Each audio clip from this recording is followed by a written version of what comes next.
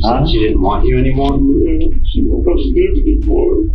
She didn't want to live anymore. She didn't take care of the girl that she didn't need to live no more. Saying she wanted you to kill her? That's Brandon Tyrone Garrett being questioned by law enforcement in connection with the tragic death of his wife, Jessica Taylor Sullivan. She was found face down in the bathtub on May 1st, 2019. Brandon walks into the interview clueless about what the detectives prepared for him. As the interrogation unfolds, he's about to face a masterclass in the art of interrogation, where every lie is mercilessly shoved back in his face. And then you sit here and cry crocodile tears about doing it. You sit here and and not a damn tear came out of your face. April 28th, 2019. And as Jacqueline Taylor picked up the phone, she knew something was wrong. Her sister, Jessica, was the person on the phone, and she was extremely upset. Jessica lived in Alvin, Texas, with her 2 children and her husband, Brandon. She called her sister to say that she had been arguing with Brandon that day after he had been locked out of their apartment. And during the fallout, Brandon grabbed Jessica by the throat and tried to choke her. The attack was so furious that Jessica thought for a moment that Brandon was actually going to kill her. Jacqueline convinced her sister to go to the hospital to get herself checked out, where she was given the all clear. Jessica returned home the next day on April 29th and messaged her sister consistently throughout the day. It looked like the situation had calmed down, until Jacqueline received a message from Jessica saying Brandon was in the apartment and was armed with a weapon. Jacqueline replied almost immediately, but didn't receive a message back from Jessica. So she called the Alvin Police Department and pleaded with dispatch to send officers to her sister's apartment to make a welfare check. Jessica was safe and well, but shaken up by the whole ordeal. She told officers about the altercation the night before, and how she'd decided to go and stay with her mother in order to get away from the apartment, and also Brandon's unhinged behavior. Jessica returned to the apartment on April 30th, but she didn't intend on sticking around long. She'd had enough of Brandon's temper and wanted to annul the marriage. She intended to get a restraining order and move herself and her 2 children as far away from Brandon as possible.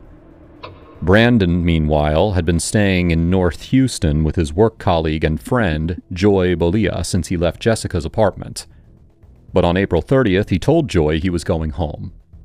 Now, it's not clear whether Joy thought that Brandon meant he was going home for good, but what we do know is that Brandon returned to Joy's apartment several hours later at around 3 a.m. and told her that he was checking himself into a mental hospital.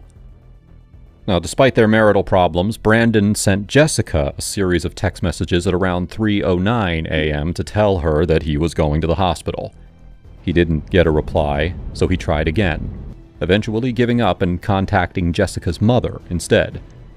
Brandon told her that Jessica wasn't responding to any messages, and she should try to make sure that she was all right, as he was going to the hospital.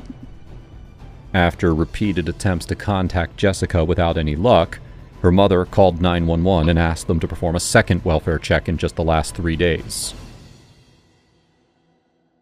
Officers Santucci and Erlewin of the Alvin Police Department pulled up to Jessica's address at around 9 a.m. on the morning of May 1st. And they immediately noticed something was wrong. But it wasn't clear whether that was the result of the altercation only days earlier.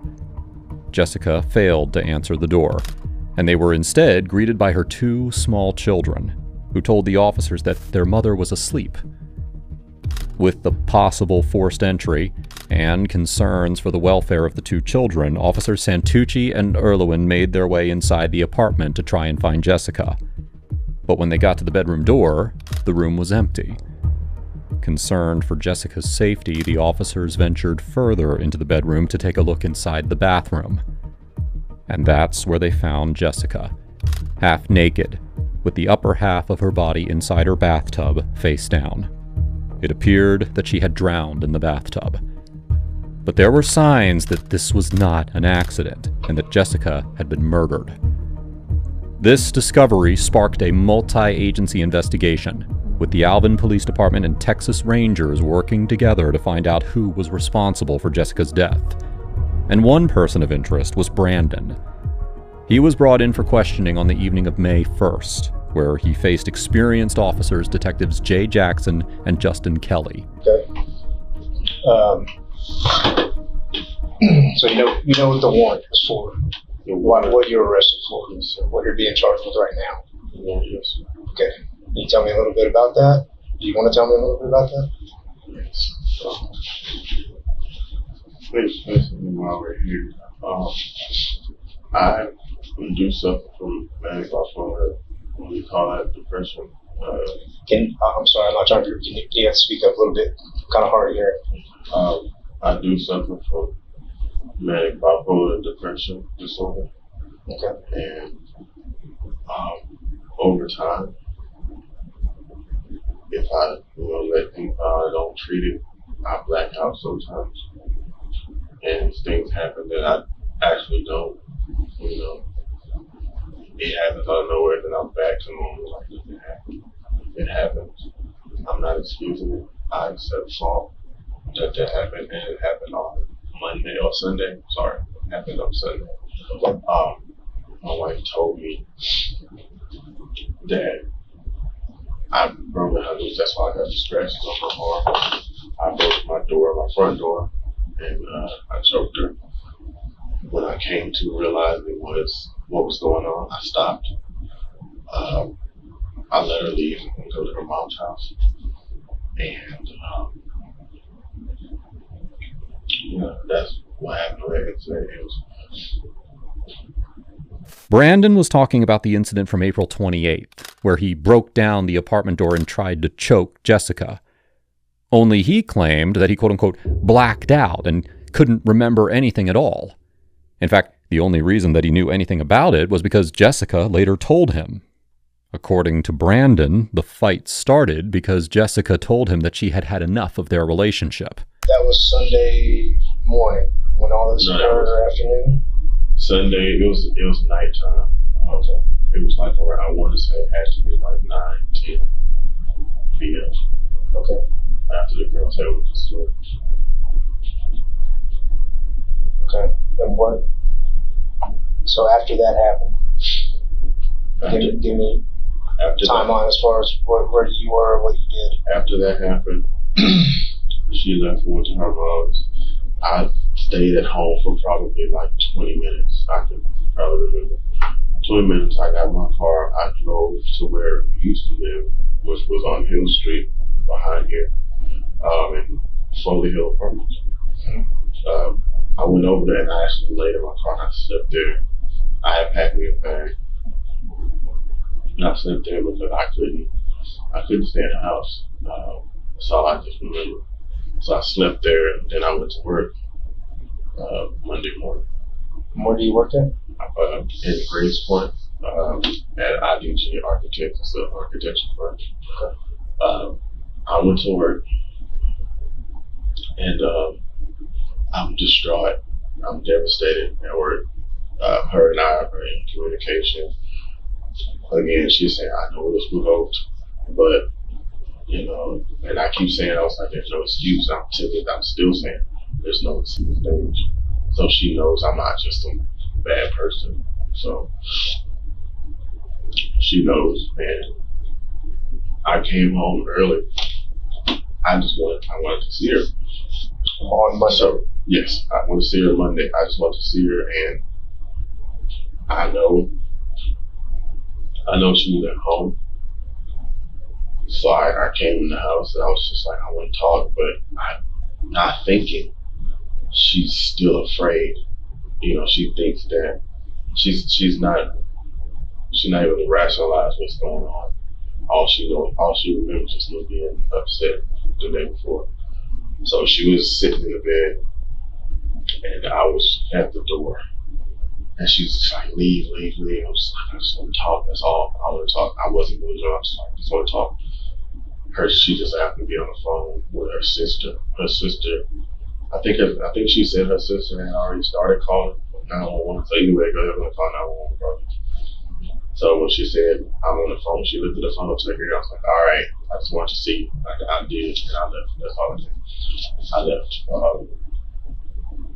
So I went to my coworker's house. You remember about what time that was? Monday? It had to be floating either right before or right after afternoon. Because it was so early in the day? Yeah, it was. I can't remember exactly what time. After I left there, I spoke with my coworker. I went to her house. She knew like my issue, my situation. I didn't give her.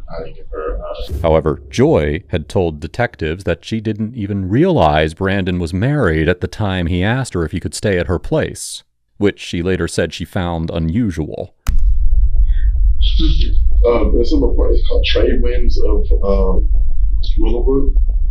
It's off of Gessner and 249 in the Willowbrook area, by close to Willowbrook Park. And that's why I remained the majority of the time I was there. The last night I talked to my wife, which was Tuesday. She was on the phone. We FaceTimed each other, and she just kept saying, I'm sorry, it's my fault. I provoked you, I did it. You know, our life is over. That's all she kept saying, our life is over. Our life is over, and I'm sorry. It was my fault. But I kept saying, no, it's not your fault. She's like, no, I love you. It's my fault. I did this to you. And I was like, I kept telling her, no, it's not. I was like, I'm going to check myself so I go to the hospital. And she just kept saying, my family's going to disown me because I don't want to let you go because I love you. And that's all she kept saying.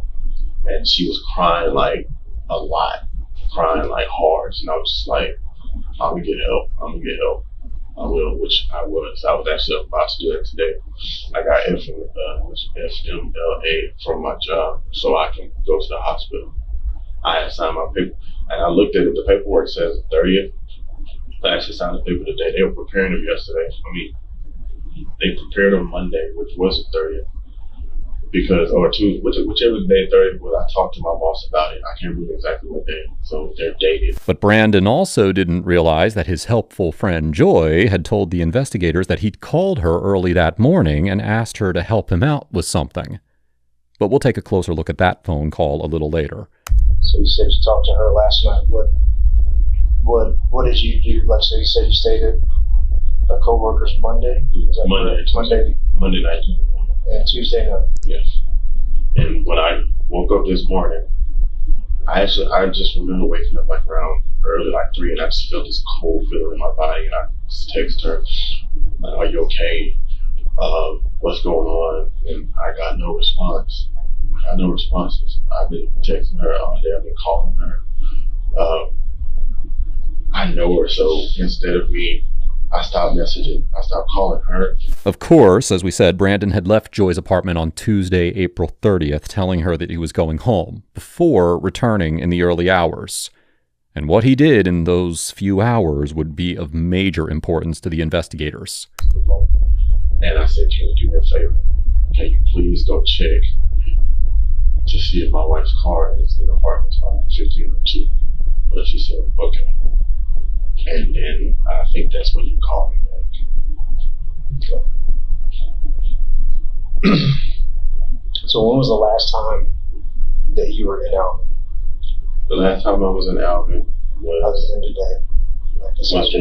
Was when y'all, when she called the police when I saw her. What day was that? Monday. Okay. And that's when you went to? That's when I went to her. I spoke to her. And that's when she said that's when she wanted me to leave. I left. And I went to my co-worker Joy's house. And then I went to work the next, which is this morning. I went to work this morning. And then I pretty much today, I was just riding around, really just burning gas because I didn't know how to, I was calling her and I didn't know what was going on. So I was just riding around in different places, just trying to hoping and praying that she said something to me. That's all I'm waiting for her to say. Even if she would text me and said, I'm fine. That's all I wanted. She said, I'm fine. It's like, okay, I'll have my paperwork ready on the front seat of my car. I had all my phone numbers written down on the board so I can take it to the mental health facility. Because we have cell phones, we don't memorize numbers anymore. So I had it ready. I was just waiting. And I was actually by the mental health facility in McGregor Park. I was waiting to hear that. That's the only reason why I didn't check myself in earlier, because I had all the opportunity, but I was like, no, I need to hear from her first. So I want her to know where I'm at. Even though I said it, I want her to physically know where I'm at. So the last time that you spoke to her on the phone was? Last time I spoke to her on the phone was, what is today? It was Tuesday. Tuesday evening. Brandon continued to tell the detectives that he hadn't seen Jessica on April 30th, and he tried everything he could to make contact with her. But there was a way of retracing Brandon's movements by following his digital trail. An analysis of his cell phone would tell Detectives Jackson and Kelly all they needed to know about Brandon's whereabouts. Sales today. Okay. And they didn't say, I'm a husband that's concerned about my wife. I'm going to put all my troubles aside and I want to go find out what's going on with my wife. Why are police officers at my apartment all day long? I know you know that we were there because you had spoken to the manager. And I know that you spoke to her several times while we were out there. Asking if we were, yes you did. No, I'm saying I didn't speak to her until when I called her. That was my first time calling. When you had called me back, okay. I didn't speak to her. I didn't speak to them all day. Fair enough. No, actually, you told us earlier that you did speak to her to go see if her car was there. Yeah, that was like around 4 when I called when he had called me back. That's when I was. So you knew the cops had been there all day? No, I didn't know that part. I'm sorry.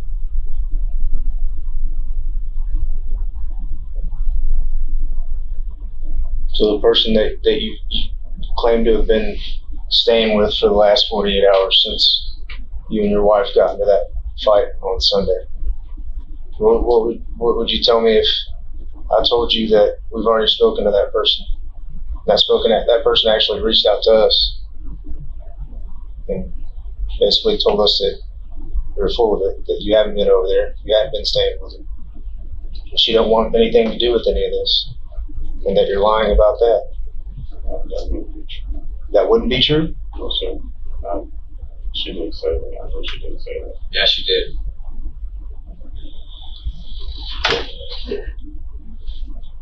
So she didn't want to get caught up in this mess. I'm not saying you hadn't spoken to that person, because clearly you have. But I don't think that person would call us and say, look, I don't know what's going on. With a previous arrest for violence against his wife and a witness who contradicted his version of events, Brandon knew that suspicion was pointed directly at him. But he was about to reveal that there may have been another man involved. I know it was this guy Roderick, she was talking to before she started talking to me. He emailed her.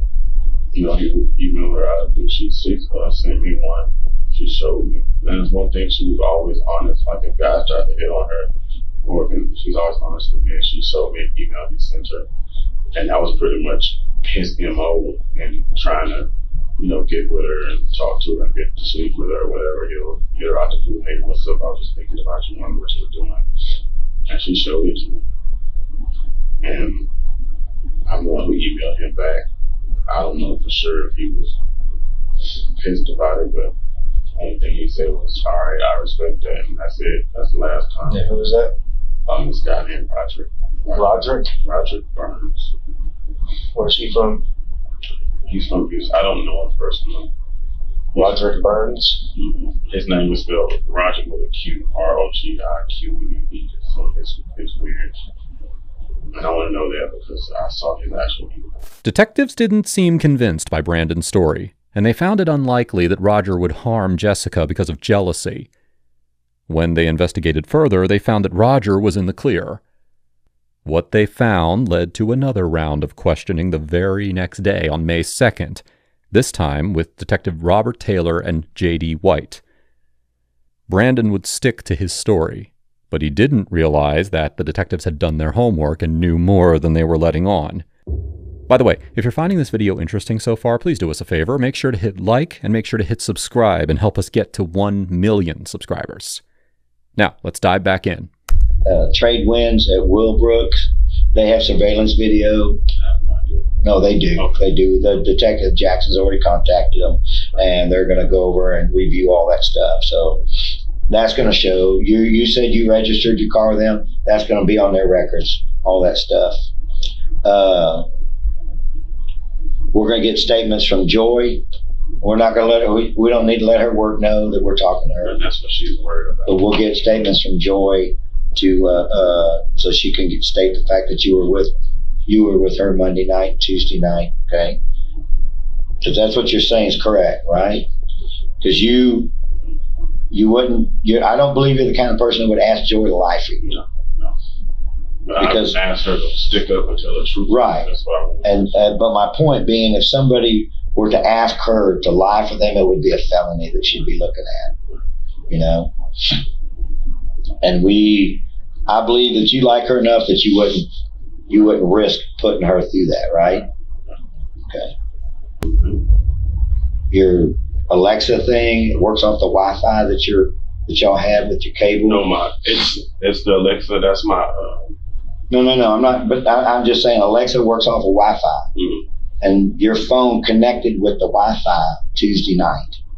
And the only way your phone could have connected to the Wi-Fi of that apartment is you'd had to have been pretty close to it. No, my phone. Hold on. Okay. That's what the records are showing. I haven't looked at them. Detective Jackson has. That's what he told me. So is there an explanation why, if you weren't there, why your phone would have? Because I have an app on my phone, and what I can do is I can check all the hi. It's called the Xfinity Hi-Fi, and that could be possibly why. Because I can look and see what's connected to the Wi-Fi from my Wi-Fi, and I hit that app a few times the night before. I always use that. What do you mean you hit that app? When you hit the app, I guess it probably connects to my phone. Wasn't actually connected to the Wi-Fi. It was connected to the app. As a Xfinity. Yeah, but no, your phone was connected to the app, to the Wi-Fi. My phone. Yeah, my phone has the app is on my phone. But it's not through the app. It's just automatically synced with the Wi-Fi. Oh no, my phone wasn't. I wasn't there. I mean, what time would it say that? I think it was. I don't know. Don't hold me to this. I want to say it was around 10 or after 10 at night. The license plate readers picked your car up coming to Alvin about 9 o'clock. You were at. It was off of 288. I forgot I can get the cross section. It was off 10 o'clock. Yeah, there's no doubt about that. I didn't drive my car. You said nobody else drives your car. Right. No, but I wasn't. Okay. Hold on a second now. This is technology, okay? I don't understand it, but other people do, and they tell me that this is good, okay? You and I talked earlier. I mentioned that part of getting to your mental health is accepting responsibility. If Zoe were sitting in this room right now, your 5-year-old daughter, if she was sitting in this room right now and she knows what happened, she knows everything that took place this week, what do you think she'd be thinking now listening to you tell me this? About what part? About that you weren't on 288, that your phone didn't connect with the Wi-Fi Tuesday night. I mean, Zoe was here with me. She would believe me, but that's the truth.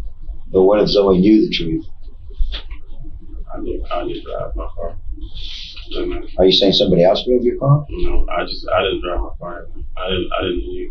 I didn't come to Alvin on Tuesday. I have no reason to try to bullshit you with this, okay? This is just hard, irrefutable evidence, okay? That your car was on 288 and that your phone synced with the Wi-Fi. That's the tip of the iceberg, because as soon as they pull all these records, there'll be a lot more detail. And you're sitting here telling me, no, none of that happened. It didn't happen. I don't.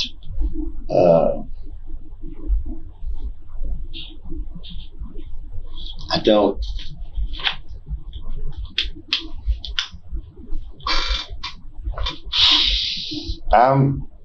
If there's things that happened and they didn't happen the way or why, or there's more to the story, then this is an opportunity for you.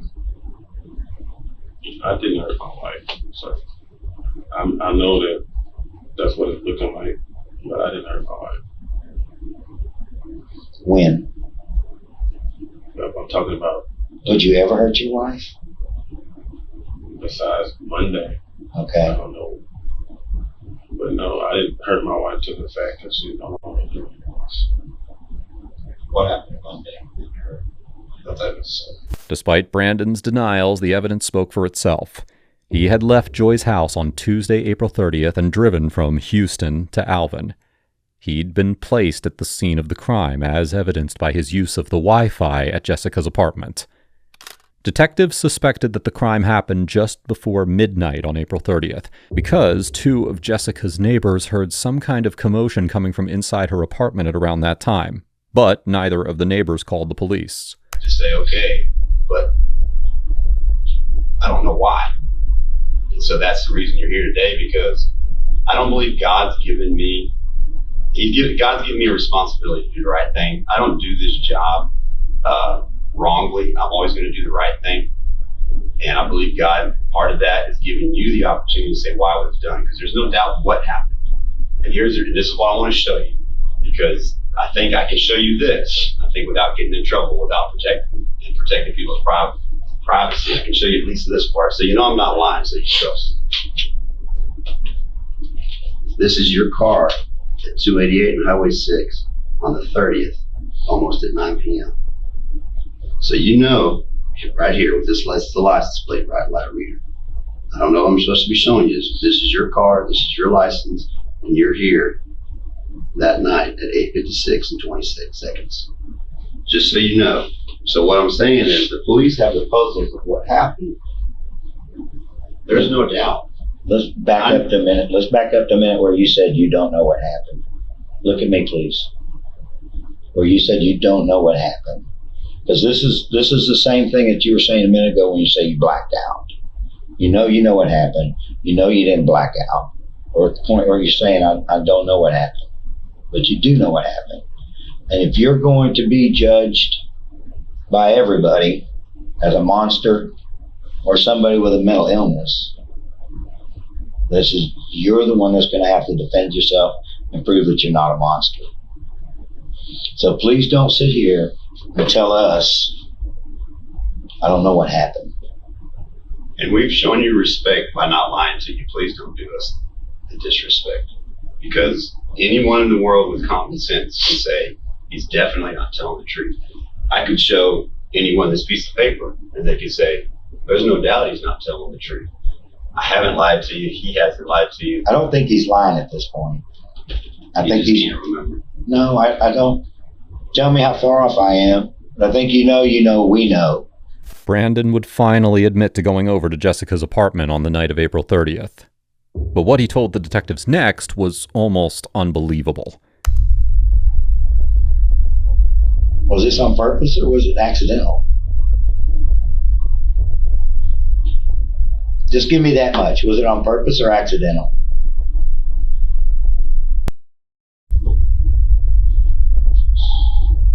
You're right.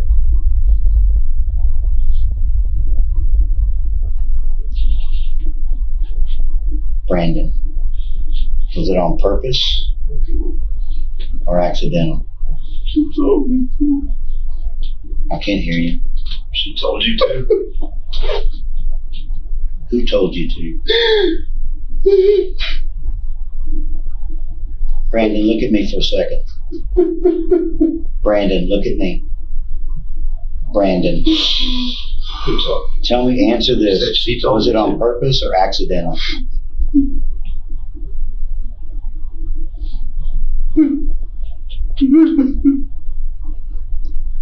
Was it on purpose or accidental? She said she didn't want to live anymore. She said she didn't want you anymore. Yeah, she didn't want to live anymore. She didn't want to live anymore. She didn't take care of the girl that she didn't need to live no more. You saying she wanted you to kill her? She said her family disowned her. You said her family disowned her? She said that's all she had was her family and me. Was it intentional or was it accidental? It was accidental. So how did it happen accidentally? I guess she was from the injury prior on Monday or Sunday night, excuse me. Sunday night it was. She pressed her neck against your hands on Tuesday. Tell me what happened then. Let's go back to when you walked in the door. Tell me what happened. I walked in the door and we was speaking and she was crying. You walked in the door and what? I couldn't hear you, sir. She was crying. Please sit up. So she was crying? Yeah, okay. And then what happened? Crying and she kept saying repeatedly she didn't want to live no more. She was saying she didn't want to live anymore? She kept saying her family disowned her, was going to disown her. She took me back and she said she loved me. And she's like, I've done everything for her.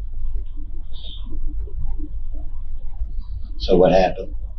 She was sitting by the restroom or standing in this bed, but I was sitting beside the bed, on my side of the bed, talking to her. And my side of the bed is the side with the big nightstand. I don't know if you were in there. If you're looking at the bed, the left side of the bed, that's my side. Yeah. And I was sitting on that side and we were talking. And she was saying she don't want to lose me, but she just doesn't want to live anymore. And I was like, what do you mean you don't want to live anymore? And she walked over, picked my hand up, and walked me to where the restroom. And it was already water in the bathtub. And I was like, I'm thinking she would take a bath. She was like, no. You were thinking what? It was water in the bathtub, so I was like thinking she doesn't take a bath. That was weird. She takes showers. I felt like that was weird already in itself. And I was like, what's wrong? And she looked in the mirror and to look at her face, she was crying like I've never seen her cry so hard and so much. And she put my hand on her neck and she said, I don't want to live anymore. And she started squeezing.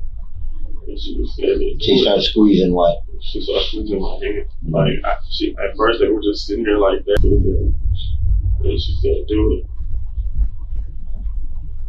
And she said, that's when she started because I can't live anymore. How long did you squeeze her neck? Not long at all. What would be your guess? Probably not even a minute. So what happened then? Well, she kind of like fainted and fell in the tub. And then what happened? And then I don't have to, like she didn't move. It's like she was already gone. And it wasn't even that long. So then what happened? So I just left the apartment. She told me to do it. I didn't think it was going to happen. I didn't do it long enough for it to happen. I don't think I did.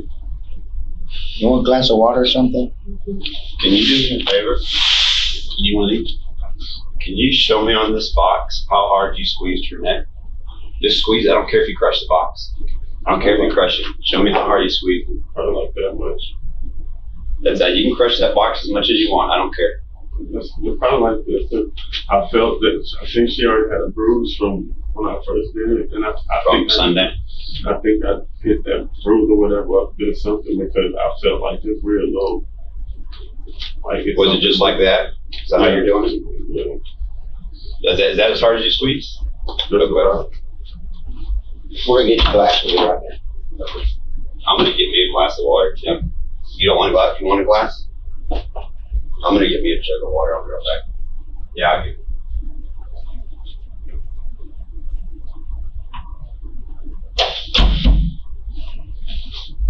Dr. Erin Barnhart was left in charge of the autopsy, and her findings indicated that Jessica was put through unimaginable terror before she lost her life. Officially, Jessica drowned in her bathtub, and that was the primary cause of death.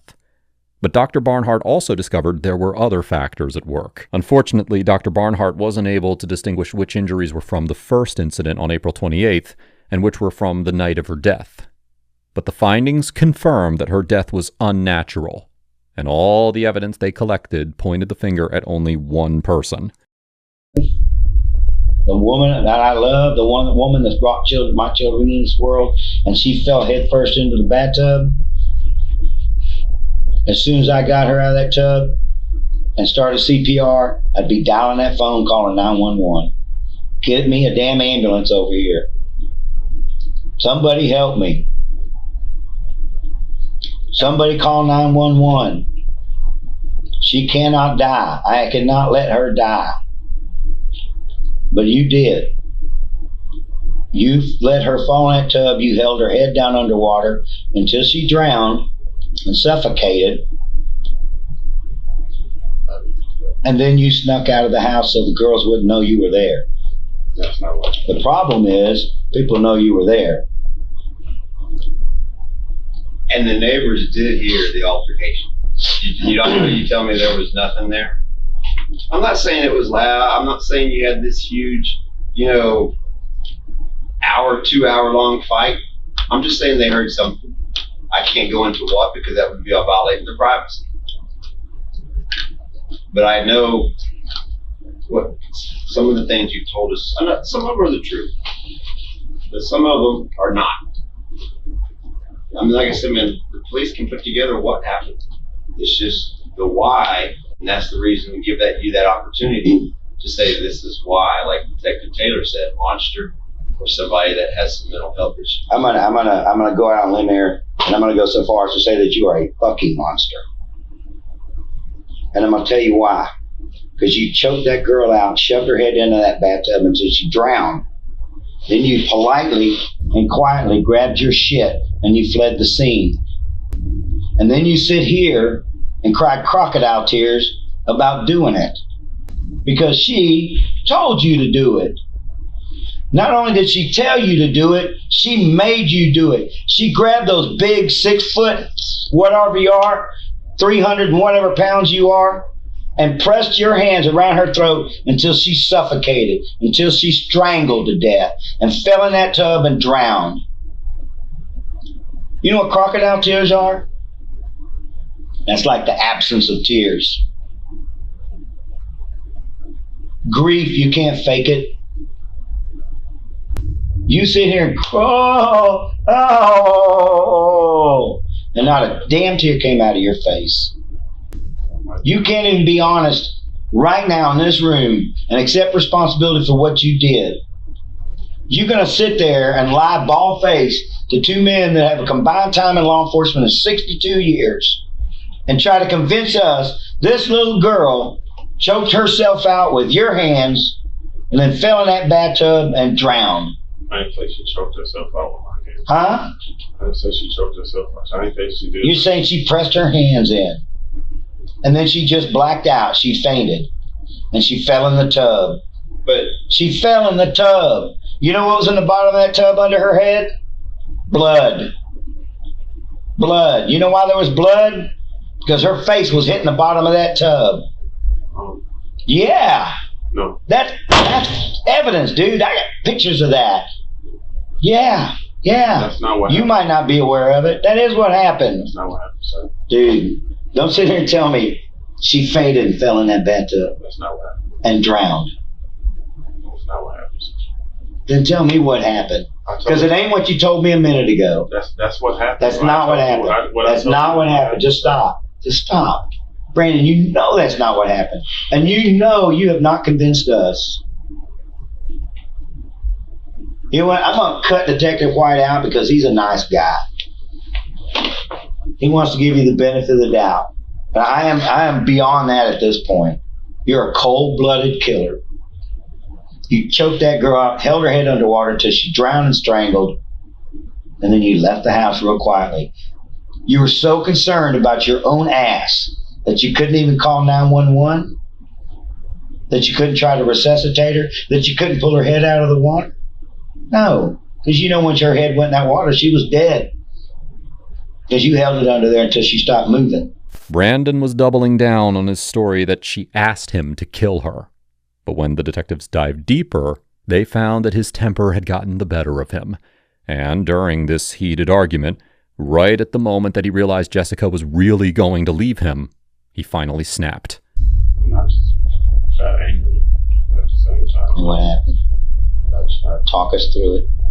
I choked her as I was choking her in my arms with my hands. And my arms were probably about like this. And I couldn't tell you how long it was in my mind. It might have been a minute, but it could have been longer because it was just a cloudy moment.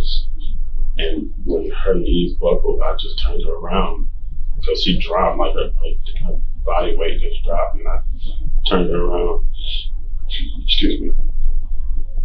And she fell in the tub, face down in the tub. But I didn't bang her head. I didn't do none of that. If the banging happened, it may have been because she hit her face on the tub as she fell in because she was. So when he, I'm just making sure I'm getting it correct what you're saying. So when you're choking her, when she went limp, you turned her around. And then when you turned her around, did you just kind of throw her to the tub in anger? No, it wasn't anger. I let her fall because we backed up, like we were standing. Now your story's changing. No, because before, when you said you were here, if you let her fall, she's not going to fall way over there in that tub. So it's changing a little bit here. No. Sure. Yeah. I was standing here. We started here, and when we were backing up towards it like this here. While you're choking her, she's backing up. That's what I was saying. That's what I was trying to tell you. We started here, and we backed up, and we were like, this is this toilet right here, and it's a tub. And when she knees buckled, like as she was falling, I turned her around. Why did you turn her around? Because I didn't want her to hit. I mean, I was still thinking I didn't want her to hit her head on the back, because she would have fell back and put. Why are you thinking that when you're trying to kill her? Whether she wanted it or whether you wanted it, you're trying to kill her. Would you agree?